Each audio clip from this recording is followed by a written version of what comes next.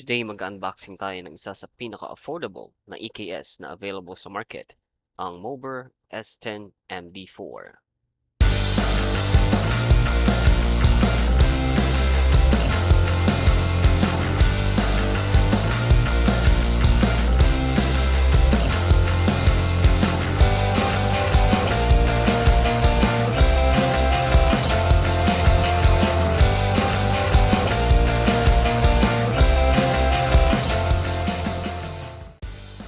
I am new to EKS and this is my first EKS, so if you are also a newbie, samahan niyo ako at sama-sama tayong matuto. Sa mga taong kinoconsider ang paggamit ng EKS pero may mga agam-agam pa, sana makatulong itong video para magkaroon kayo ng idea on what to expect once na nag-purchase kayo ng ganitong model ng EKS. Tara, simulan na natin!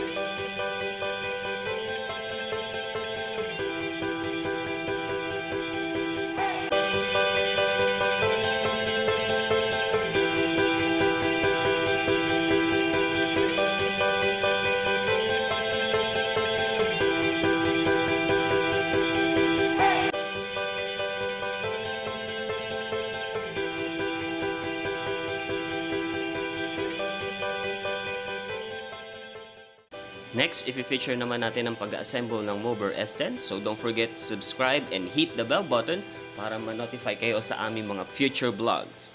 Thank you!